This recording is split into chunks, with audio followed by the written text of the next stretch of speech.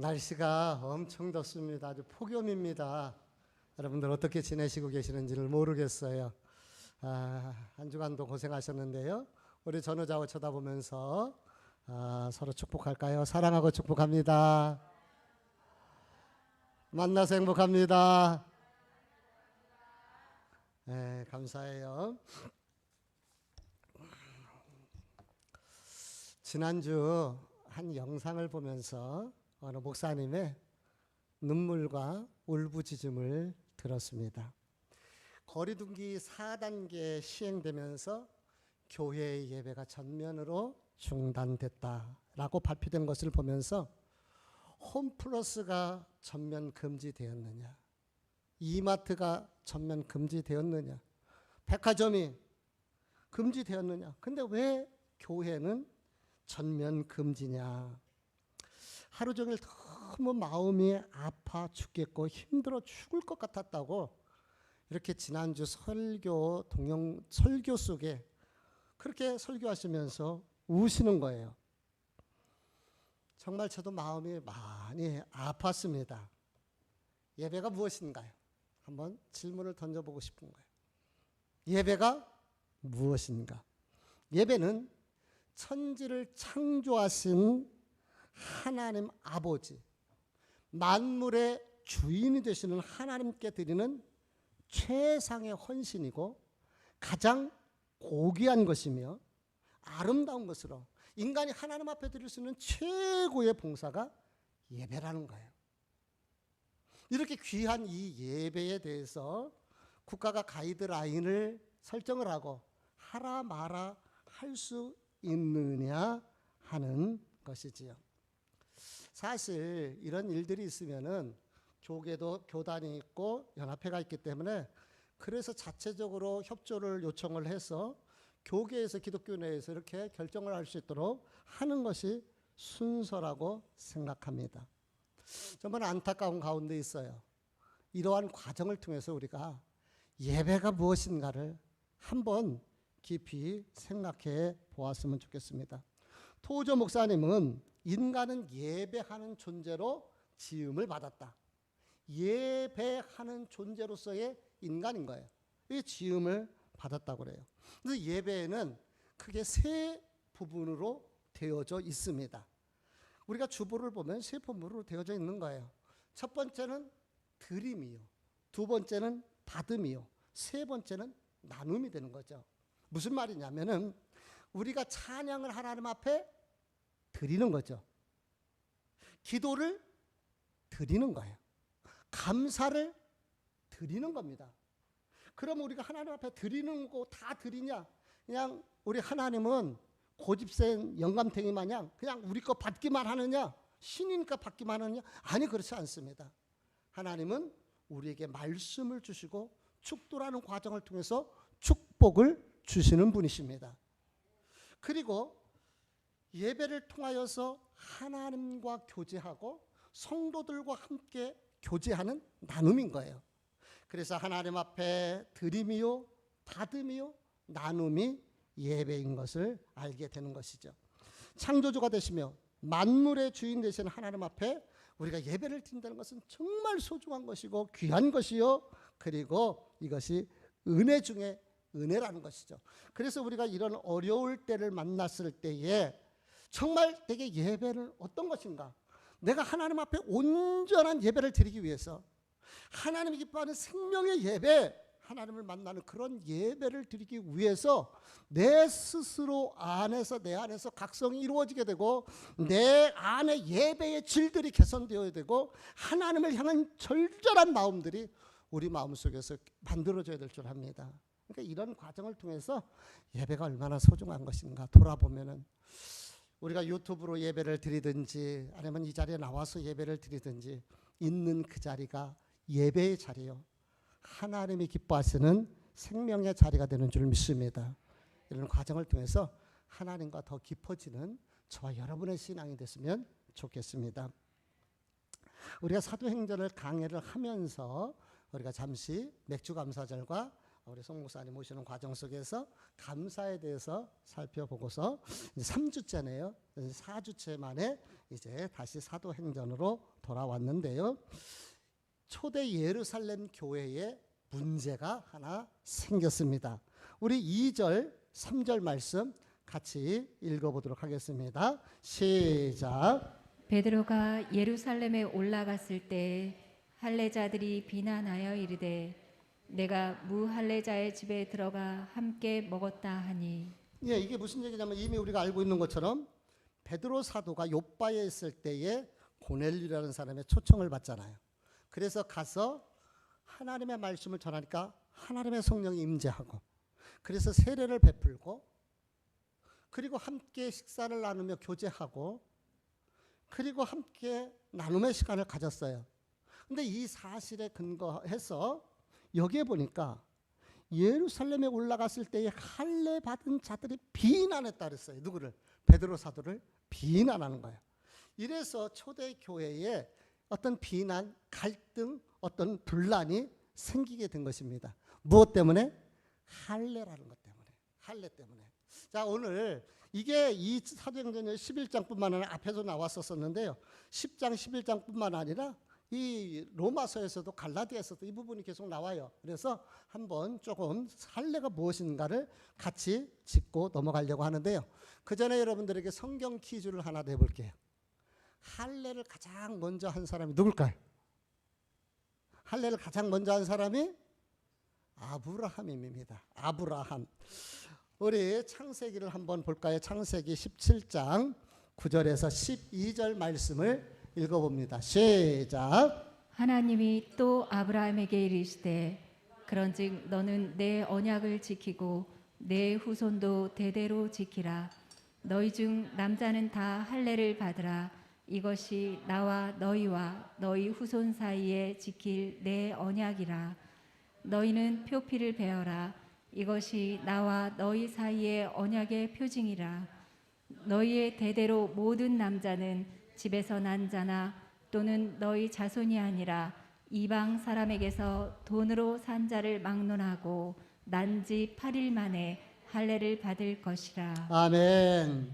자, 이 본문을 통해서 할례에 대한 부분들을 우리가 살펴볼 수가 있어요. 자, 할례는 무엇인가요? 하나님과의 언약의 표시가 할례이다. 하나님과 언약의 표시인 거예요. 이 당시에 지금도 그렇지만 언약이라는 것은 반드시 지켜야 할 약속이라는 그런 의미예요.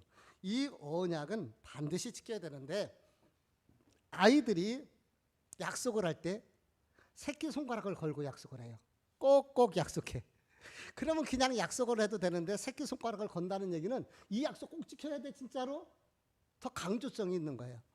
이 고대 근동의 중동 지역에 이 당시에 언약을 맺을 때에 약속하는 그 방법이 하나 있었습니다. 그것은 양을 한 마리 잡아갖고 반으로 갈라놔요.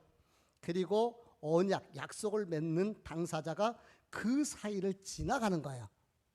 이것은 무슨 의미가 있느냐면 너 만약에 우리 둘이 약속했는데 이 약속을 지키지 않으면 이 양이 죽은 것처럼 배가 갈라졌잖아요. 죽은 것처럼 너 죽어도 할 말 없다?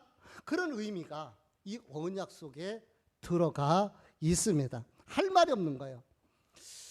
하나님께서 아브라함에게 약속을 주셨는데 무슨 약속 언약을 주셨느냐면 나는 너의 하나님이 된다는 거예요.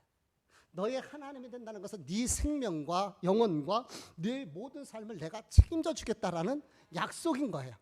이 언약과 함께 내가 너를 번성하게 하고 열국의 아버지가 될 것이다 라는 이 언약을 아브라함에게 준 거예요. 그러면 이제 약속은 혼자 하는 게 아니잖아요. 같이 하는 거잖아요. 그러니까 아브라함이 그 약속을 받아서 자기는 나는 이제 앞으로 영원토록 하나님만 나의 하나님이 될 것이고 내가 하나님만 따라서 살 것이며 하나님 앞에 평생 예배하는 하나님의 자녀가 되겠습니다 라고 이렇게 약속을 하는 것이 바로 언약인 거예요. 근데 사실 이 언약은 이미 창세기 12장서부터 맺어지고 15장에서도 하나님과 아브라함이 언약을 맺는 장면을 나오는데 15장에 보면은 재밌는 것이 있어요. 양을 잡아서 반으로 갈라놨는데 거기에 누가 지나가느냐면 하나님이 지나가셔요. 근데 성경에 보니까 타는 횃불로 지나가셨다고 그래요. 아브람도 지나갔는데 아브람 지나갔다는 얘기가 없어요. 왜 그런지 아세요? 인간은요, 약속을 하면 그 약속을 지킵니까? 못 지킵니까? 인간 못 지켜요. 우리도 그렇잖아요. 애들 우리 키워보면은 다시는 안 싸우겠습니다. 다시는 말 잘 듣게, 다시는 뭐 이렇게 하겠습니다. 해놓고 보면은요, 그 다음에 뭐 언제 그러느냐고 그래요. 우리 말에 사람이 거짓말하냐? 돈이 거짓말하지. 나는 약속 지키고 싶어. 근데 돈 때문에 안 될 때도 많아요. 그래서 인간은 약속을 못 지켜요. 아브라함이 그 길을 지나갔다면 아브라함은 100번 죽었어야 돼. 근데 하나님만 지나가신 거예요. 하나님이 하나님의 생명을 걸고 약속을 지키시겠다는 거예요. 그래서 보내주신 분이 예수 그리스도인 줄 믿습니다. 그 예수님이 십자가에서 생명 걸고 우리에게 언약을 이루시기 위해서 십자가에서 죽으시게 된 것이지요. 이렇게 해서 언약의 표시로 할례를 받게 되는데, 그럼 할례는 어떻게 하는 건가요? 난지 8일 만에, 아이가 아기예요. 그 아기 때에 표피를 자르는 것이라 그랬어요. 그럼 표피가 뭐예요? 남자 성기의 끝 가죽을 얘기를 하는 거예요. 왜 하필 그 얼마나 어린 것이 8일, 야, 그 아이의 생사를 잘라내는 것입니다. 그러면 왜 그것을 자르도록 했을까요? 남자의 생식기는 생명을 잉태케 하고 생명을 탄생케 하는 통로가 되는 거예요. 그러니까 그렇게 해서 할례를 받은 자녀들은, 그 후손들은 영원토록 하나님의 자녀인 것을 기억하고 인식하고 나는 구원받은 자녀다라는 것을 깨닫게 하고 늘 그것을 삶을 통해서 확인하게 하는, 이것이 바로 할례가 되는 것입니다. 그러니요, 이 이스라엘 사람들, 유대인들에게는 할례가 너무 귀한 거예요. 이 할례가 그들의 자존감의 근거가 되고 그것을 생명처럼 귀중하게 여겼던 것이죠. 할례 받은 우리인데, 우리가 아무리 예수를 믿었지만, 아니 할례 없는 저 이방인들과 어떻게 먹고 마시며 교제할 수 있느냐, 이것을 지금 베드로 사도에게 따지고 있는 것이죠. 이것이 분쟁의 핵심인 거예요. 아니 구원받은 우리가 어떻게 저 이방인들에게 우리가 그들과 함께 할 수 있느냐라는 것입니다. 우리는 그들과 함께 할 수 있는 그런 존재들이 아니다라는 그런 생각을 갖는 것이죠. 이 부분에 대해서 사도 바울은 로마서 4장 11절에서 이렇게 이야기합니다. 우리 같이 한번 읽어보도록 하겠습니다. 시작. 그가 할례의 표를 받은 것은 무할례 시에 믿음으로 된 의를 인친 것이니 이는 무할례자로서 믿는 모든 자의 조상이 되어 그들도 의로 여기심을 얻게 하려 하심이라. 네, 말이 조금 어렵습니다. 어려운데 이게 무슨 얘기냐면은, 아브라함이 할례를 받아서 구원받았나요? 아니면 이미 그 이전에 믿음으로 순종해서 의롭다 인정을 받았나요? 이미 아브라함은 창세기 10장에서 하나님의 말씀에 순종해서 이미 믿음의 행동을 통하여 의롭다 인정을 받았어요. 그것을 확인하는 것이 바로 할례였고, 그리고 그 할례는 여기 그 우리 창세기서 15장 이후 17장에도 보면은 아브라함의 자식만 받는 게 아니에요. 종들도 그 집안에 있는 모든 사람이 다 받는. 그러니까 하나님은 유대인들만 구원하시는 것이 아니라 모든 민족의 구원자가 되시고 아브라함을 통하여서 그 구원을 이루시는, 아브라함을 모든 민족의 구원자로 세우신다는 그런 말씀인 거예요. 로마서 2장 28절에서 29절 말씀을 더 읽어볼게요. 보충 설명이 될 수 있을 것입니다. 시작. 무릇 표면적 유대인이 아니요 표면적 육신의 할례가 아니니라. 오직 이면적 유대인이 유대인이며 할례는 마음에 할지니 영에 있고 율법 조문에 있지 아니한 것이라. 그 칭찬이 사람에게서가 아니요 다만 하나님에게서니라. 아멘. 혈통적인 유대인만 진짜 유대인, 다시 말하면 혈통적인 유대인만 구원받는 것이 아니라는 거예요. 할례는 구원 받아서 받은 사람만 받는 것이 아니라 진짜는 예수 그리스도를 믿는 사람이 진짜 유대인이요 하나님의 자녀가 되는 것이고, 생식기에 할례를 행해야지만이 구원받는 것이 아니라 진짜 할례는 마음에다 해야 된다는 거예요. 어디에다? 마음에다. 이게 얼마나 중요한지 아세요? 마음에 한다라는, 할례를 한다는 얘기가 뭐예요? 이 마음에 모든 것이 들어있어요. 그래서 우리 마음속에 나는 구원받은 하나님의 자녀이다, 나는 지금 죽어도 오늘 죽어도 천국 간다. 아멘이신가요? 아니, 한 것도 없는데? 아닙니다. 아이, 내가 하나님 앞에 봉사한 것도 없는데? 아닙니다. 자식이면 죽어도 자식인 거예요. 우리가 하나님의 자녀로 부름을 받았으면 이미 우리는 구원받은 하나님의 자녀가 되는 거예요. 김씨, 아무리 누가 뭐래도 김씨 집안의 딸이요, 부모에게 효도하지 못해도 김씨 집안의 딸인 것처럼 우리는 하나님의 자녀다. 이게 마음의 할례인 거예요. 그래서 할례는요, 남자 생식기에다 하는 것이 아니라, 그것만이 할례가 아니라 마음에다 해야 되고 우리 입에다 해야 돼요. 입이 뭐예요? 나는 하나님의 자녀인데 말하는 것이 거룩해야 되고 긍정적이고 위로의 말이 돼야 되고, 또 우리의 손과 발이 할례를 받아서 우리의 손과 발이 깨끗하고 죄 짓는 데 가지 않고, 이것이 바로 진정한 할례의 의미가 되는 줄 믿습니다. 초대교회는 이놈의 할례 때문에 얼마나 우리만 구원받는다, 그리고 이방인은 안 된다라는 이 사고방식으로 해서 예수를 믿는데도 이 잘못된 교리에 근거해서 교회 내에 분쟁이 계속해서 일어나는 거예요. 그러면은 요것을 우리의 삶과 현대에다가 적용을 해요.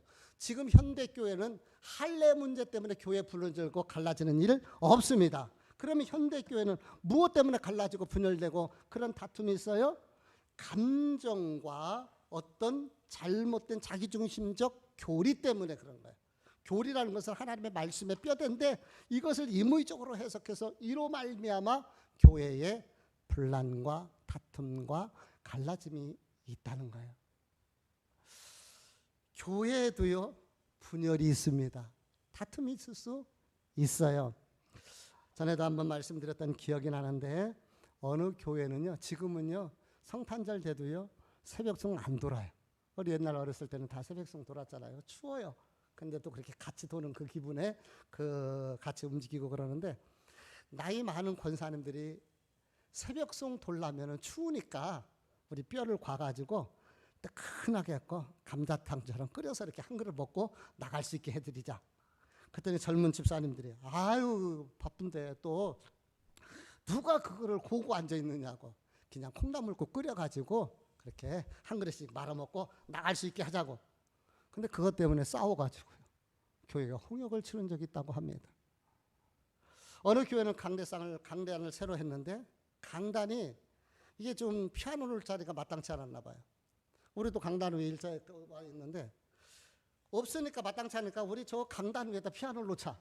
그랬더니 한쪽에서 강단은 하나님의 말씀이 선포되는 것이다. 그러면 그 피아노 때문에 여러 사람들이 올라드는 것인데 하나님의 거룩성이 깨진다. 이것 때문에 다툼이 일어난 거예요. 그래서 깨진 교회도 있다고 해요. 최근에 있습니다. 어느 교회에 목사님이 이제 공석 중이라 목사님을 청빙하게 됐어요. 근데 그 교회는 장로님이 2분 계시는 거예요. 목사님들이 설교를 와서 하시는데 그 장로님 A라는 장로님은 이쪽에 있는 목사님을 꼭 청빙하려고 이전서부터 그렇게 이제 밀물작업이 있었어요. 반면에 B라는 장로님은 이쪽의 목사님을 꼭 모시고 싶은 거예요. 그래서 장로님들이 2명인데 갈라졌어요. 성도들이 그로 인하여서 2패로 갈라졌습니다. 그거로 인하여서 교회가 갈라지기 직전까지, 깨지기 직전까지 이런 일들이 있었다는 것이죠. 초대교회는 할례 문제로 인해서 이렇게 교회 분란들이 있었다면, 현대교회는 다양한 교리나 또는 감정이나 어떤 어떤 기분, 어떤 분위기, 뭐랄까 분위기? 어떤 자기 주장을 강조하는 이런 일들 때문에 이런 갈라짐이 있게 된다는 것이에요. 고린도전서 우리 1장을 볼게요. 고린도전서 1장 11절에서 12절의 말씀을 보면 읽어봅시다. 시작. 내 형제들아 근로의 지편으로 너희에게 대한 말이 내게 들리니 너희 가운데 분쟁이 있다는 것이라. 내가 말하거니와 너희가 각각 이르되 나는 바울에게, 나는 아볼로에게, 나는 게바에게, 나는 그리스도에게 속한 자라 한다는 것이니. 이게 무슨 얘기입니까? 초대 교회 내에 파당이 생겼어요. 그래서 나는 바울파야, 바울 사도가 최고야. 아니야, 우리는 아볼로야. 죽어도 아볼로, 살아도 아볼로. 또 일부는 우리는 베드로파다. 그래갖고 니파, 네파, 양파, 쪽파 막 이렇게 갈라지는 거예요. 초대 교회 내도 이런 일들이 있었다는 거죠. 자, 그렇다면은 왜 교회 내에 이런 일이 일어나는 거냐는 거죠. 왜? 그것은요, 교회에 천사가 모인 곳이 아니라 사람이 모이기 때문에 그래요. 사람이 모인 곳에는 어디든지 문제가 있을 수 있다 없다? 있어요. 그러니까 우리가 교회에서도 사람이 모인 곳이기 때문에 문제가 있고 분쟁의 소지가 늘 있다라는 것을 인식하고, 이럴 때 이 문제를 어떻게 해결하느냐가 중요한 거예요. 이럴 때 내 고집, 내 감정, 내 주장대로 문제를 해결하려는 것이 아니라 함께 기도하고 덕을 세우며 상대방을 배려하면서 믿음 안에서 이 문제를 해결하다 보면은 교회가 더 단단해지게 되고 그것이 축복의 기회가 되고 통로가 되는 줄 믿습니다. 그래서 우리는 믿음의 방법으로 문제를 해결해야 되는데, 제가 전에도 말씀드렸다시피 시험이 오면은 그 믿음의 마음 절제가 잘 안 되는 것이 우리들의 본성인 거예요. 사단이 역사합니다. 사단이. 그래서 초대교회 이렇게 이방인이 구원받고 고넬료가 하나님을 믿게 되고 교회가 확장되는 이 일이 얼마나 감사한 일입니까? 그런데 여기에 비난하는 사람들이 있어요. 사단이 역사하는 거죠. 시험이 오게 되는 거예요. 교회는 이익을 목적으로 하는 회사 집단이 아닙니다. 교회는 친목을 중심으로 모이는, 편안하게 친목 때문에 모이는 곳이 아니에요. 교회는 사랑의 공동체고 믿음의 공동체예요. 예수 안에서 서로 섬기면서 사랑하면서 세워져 나가. 그래서 스스로에게 우리가 교회의 권위를 존중하고 질서 있는 이런 신앙생활을 하는 것이 바람직한 것을 우리가 알게 되는 것이죠. 교회는 예수 안에서 우리 주님이 주인이 되시는 곳이기 때문에 어느 한 개인에 의해서, 한 사람에 의해서, 어떤 감정 문제로 인해서, 어떤 일방적인 교리에 의해서 흔들려서는 안 된다. 우리가 이런 과정을 통해서 배워나가게 되는 것이죠. 자, 그렇다면은 우리 4절 읽어볼게요. 4절 같이 한번 읽어봅니다. 시작. 베드로가 그들에게 이 일을 차례로 설명하여. 베드로가 차례로 설명했다 그랬어요. 무슨 얘기냐면 내가 왜 이방인의 집에 들어갈 수밖에 없었느냐, 그 이유에 대해서 차례로 설명을 하는 것이 5절서부터 14절, 15절 말씀까지, 16절 말씀까지 다 그 말씀인 거예요. 이미 이 말씀은 우리가 지난번에 계속해서 사도행전 10장에서 다 함께 살펴보았던 말씀인 거예요. 그러면은 잘 보면은 똑같은 내용이에요. 똑같은 내용을 베드로가 조금 압축했을 뿐이지 다시 재설명을 해요. 그럼 생각해 봅시다. 이 하나님 말씀 성경에 기록될 내용이 많아요, 적어요? 엄청나게 많아요. 그래서 요한복음에는 그 기록된 7가지 표적 외에 할 것이 너무 많은데 압축해서 그것만 실어놨다고 그렇게 얘기를 하잖아요. 할 얘기가 얼마나 많아요. 그런데도 불구하고 다시 왜 이 말씀을 기록했을까?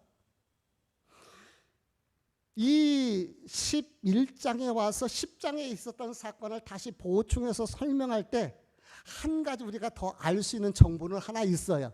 그것이 무엇이냐면은 10장을 볼 때에 욥바에서 베드로가 기도할 때 고넬료가 보낸 사람이 있었고 그를 따라 나설 때 함께 갔던 형제들이 있었어요. 그렇죠? 함께 했던 믿음의 성도들이 있었습니다. 그 사람들이 몇 명이겠어요? 그 사람이 몇 명일까요? 10장에서는 설명이 없어요. 근데 베드로가 다시 재설명을 하면서 자기 이름으로 자기 입으로 몇 명이 함께 갔느냐 가르쳐 주는데 12절 말씀 읽어볼게요.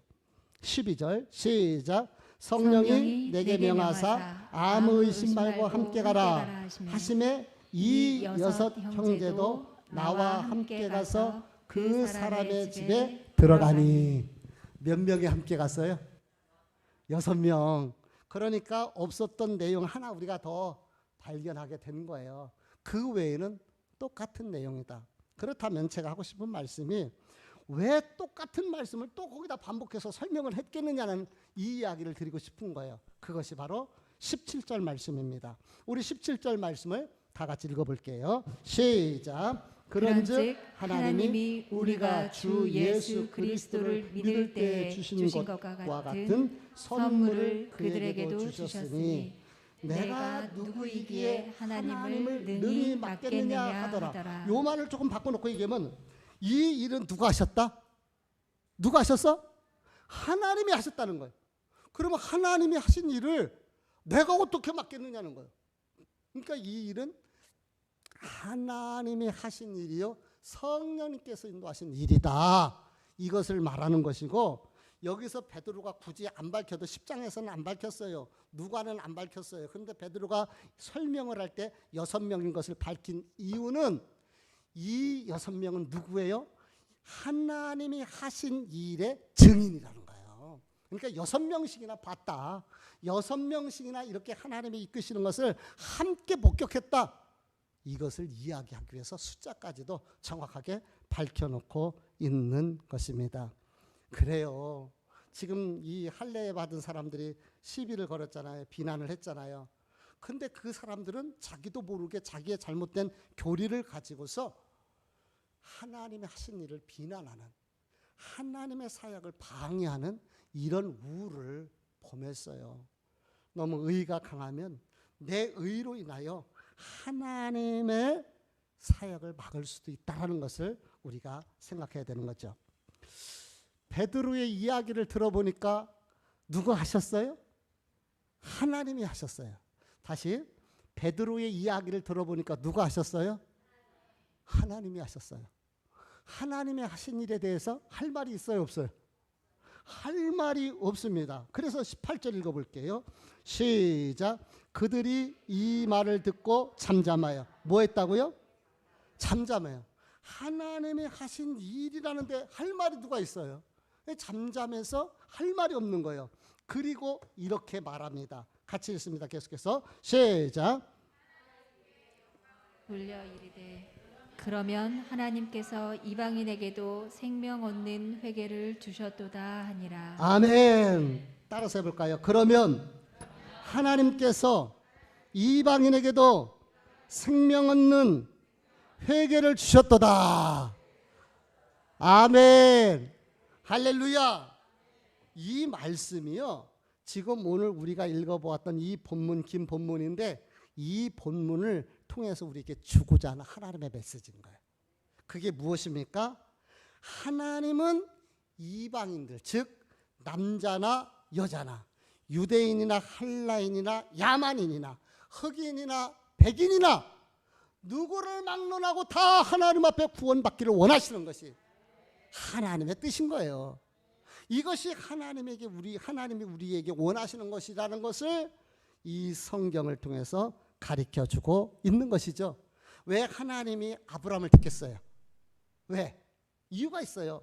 하나님은 아브라함을 통하여서 모든 민족이 열국이 하나님 앞에 돌아오는 선교의 민족으로 삼기 위해서 아브라함을 택하신 거예요.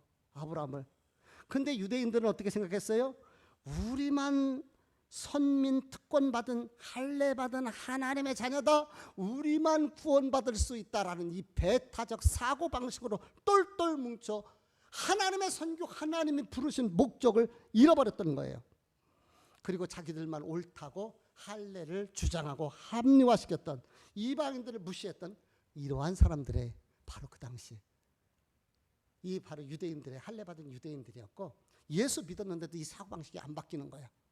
제대로 깨닫지를 못하는 거죠. 이 부분에 대해서 우리 하나님은 이방인에게도 생명을 얻는 회개, 즉 모든 사람이 구원받기를 원하신다라는 것이 자기네들의 입을 통하여서 고백하게 하는 내용인 거예요. 자, 내용을 좀 다른 각도에서 결론을 말씀을 드립니다. 언더우드 선교사님은 한국 교회에 없어서는 안 될 초석을 만드신 이러한 분이십니다. 언더우드가 신학생이었을 때에 일본 선교사였던 알트맨스라는 그 박사님을 통하여서 조선에 대해서 듣게 돼요. 들어보니까 그 당시 조선은 완전히 은둔의 땅이고 유교에 찌들 대로 찌들어 있고 닫혀있는 땅이고, 정말 그들로 봤을 때는 너무나 낙후된 그런 땅이 조선의 땅이었습니다. 알트맨스의 그 선교사님의 그 이야기를 들으면서, 하나님, 내가 조선의 선교사로 가기를 원합니다. 그때 그 마음속에 뜨거운 열정으로 헌신하게 됩니다. 그리고 이제 선교부에 가서 내가 조선의 선교사가 되기를 원합니다. 나를 파송해 주십시오 라고 요청을 합니다. 그러면은 아이고 선교부에서 그러냐고 이런 젊은이들이 나가야지. 그래서 보내줬어야 되는데 선교부에서는 그러지를 않는 거예요. 조선에 대해서 너무 부정적으로 생각하고 아직 때가 되지 않았다고 좀 기다리라고, 그래서 보내달라고 하면은 그냥 기다리라고 미운적으로 답하는 거예요. 그러다 보니까 선교 이제 다 졸업도 하고 이제 준비가 다 됐는데 나갈 수가 없는 거예요. 너무나 안타까운 거예요. 언더우드 선교사님 기도하는 가운데 있는데 그때 마침 한 곳에서 교회 목회 담임 목사로 청빙이 오게 된 것입니다. 이 언더우드가 생각을 해보는 거예요. 뉴욕에 가서 그냥 편안하게 목회를 해야 되는 것인가, 아니면 내가 조선의 선교사를 하기 위해서 언제가 될지 모르지만 기다려야 되는가. 이제 기다리는 것도 한계가 있잖아요. 그래, 차라리 목회자가 담임 목사가 돼서 목회를 하자. 그래서 아주 옛날이니까 1800년대니까 전기 전화 이런 거 할 데가 없잖아요. 그러니까 이제 답신서를 써가지고 우체국에 가서 넣으려고 딱 하는데 하나님께서 그 마음을 다시 움직이십니다. 조선은 어떻게 할 것인데, 조선은 버려져 있다. 하나님의 음성이 들린 거예요. 그러니까 그가 그 답신서를 꾸겨갖고 주머니에 넣고 그 길로 선교부를 향해 갑니다. 그러면서 이 조선 땅은 가야 합니다. 누가 가든지 가야 됩니다. 이 버려져 있는 조선 땅을 나를 보내주십시오. 가야 됩니다. 라고 요청을 해요. 근데 그때에 마침 선교부에 선교 헌금을 보내려고 하는 한 독지가가 왔는데 그 사실을 알게 됐어요. 그래서 이분이 자기가 이 선교사님을 후원을 하겠다고 이렇게 나선 거예요. 그것이 기회가 되었고 극적으로 조선의 선교사로 언더우드 선교사님이 조선 땅에 오게 된 거예요. 그리고 한국 교회의 밑거름이 되고 씨앗이 되고 오늘 이 한국 교회가 있을 수 있는 그런 발판이 그곳에서 만들어진 겁니다. 하나님의 일하심은 신기하고 오묘하고 놀랍고 신묘막측하십니다. 여러분, 이 하나님을 체험해 보셨나요? 이 하나님을 만나보셨나요? 삶의 현장 속에서 이 살아계신 하나님, 신묘막측하게 역사하시는 하나님, 일하시는 하나님을 체험할 수 있기를 축복합니다. 그 하나님께서 베드로의 마음을 여셔서 이방인 군인 고넬료에게 보내시는 거예요. 근데 이방인 군인 고넬료는 군인이다 보니까 전투를 자주 해요. 근데 가는 곳곳마다 이 고넬료가 예수 그리스도를 전하며 교회를 세우고 복음이 민들레 굴씨처럼 퍼져나가게 되는 것이죠. 하나님께서는 한 젊은이의 가슴을 뜨겁게 하시고 아무도 갈 수 없는, 가기 싫어하는 선교부에서도 조차도 보내기 그냥 싫어했었던 그 조선 땅을 향하여 훈련받게 하시고 마음속에 꿈꾸게 하시고 그 어떤 후원자를 붙여주셔서 그를 통하여서 이렇게 나갈 수 있는 길을 열어주셨던 것입니다. 물론 저와 여러분은요, 바울처럼 베드로처럼 이렇게 외국에 나가서 선교할 수가 없습니다. 선교 훈련 받은 것도 없어요. 또 우리는 능력도 없습니다. 그런데 언더우드 선교사님을 후원했던 그 한 후원자처럼 우리는 선교사님들을 후원하고 보내는 선교사가 될 수가 있는 거예요. 지난번에 송영서 선교사님 오셔서 같이 말씀을 나눴는데 우리 신학교 동기입니다. 그때 그런 얘기를 했어요. 본인은 나가는 선교사가 되고 저는 보내는 선교사가 되겠다. 그래서 이 일이 28년여 동안 지속되어 올 수가 있었던 건 아니겠습니까? 기억하십시오. 저와 여러분은 지금 이집트를 위해서 선교하고 있는 거예요. 에이, 목사님 한 번도 가본 적이 없는데요. 아니요. 송용섭 선교사님을 통해서 우리가 같이 협력 보내는 선교사가 돼서 우리가 함께 선교를 하고 있는 거예요. 할렐루야. 우리는 민다나오 저 카가얀 데오라는 그곳을 가본 적이 없습니다. 그 도시 빈민들 본 적이 없습니다. 근데 우리는 가슴에 끌어안고 그들을 위하여서 기도하고 있으며 강유한 선교사님을 통해서 선교를 하고 있는 것입니다. 그래서 보내는 선교사, 아까 그 후원자처럼 보내는 선교사, 기도로 후원하고 물질로 후원하고 응원하면서 우리가 선교할 수가 있게 되는 것이죠. 뿐만 아니라 한 걸음 더 나가서 믿음의 눈으로 보십시오. 나의 삶의 현장이 바로 선교지가 된다는 거예요. 내 주변이 선교지입니다. 그래서 우리는 내 주변에서 생활의 선교사가 되죠. 멀리 나가서 전하지는 못하지만 있는 그곳에서 내 주변의 사람들, 내 가족에게, 내 이웃에게 생활의 선교사가 되어지고 그분을 예수 그리스도로 섬기는 것, 그래서 하나님을 알게 하는 것, 이것이 하나님이 저와 여러분을 통해서 원하시는 뜻인 줄 믿습니다. 우리 하나님께서는 할례받은 유대인만 구원하시려고 그런 것이 아니에요. 그들을 통해서 온 민족, 온 열국을 구원하시고 싶었던 것이 하나님의 뜻입니다. 잘생긴 사람만 사랑하지 않습니다. 많이 배운 사람만 하나님 구원하시는 것이 아니에요. 백인이든 흑인이든 가진 자든 못 가진 자든 우리 주님은 영혼을 사랑하시고 그 영혼을 위해서 피 흘리셨으며 오늘도 저와 여러분을 통하여서 그 영혼을 구원하시기를 원하십니다. 잘 보십시오. 하나님께서 베드로에게 고넬료를 붙여준 것처럼 우리에게 또 다른 고넬료를 보내주실 수 있습니다. 그 고넬료가 누구인가를 우리가 알고 그분을 섬겨 그분이 하나님을 만나게 하는 이 일에 쓰임받는 생활의 선교사들, 보내는 선교사님들 될 수 있기를 주님 이름으로 축복합니다. 기도하시겠습니다.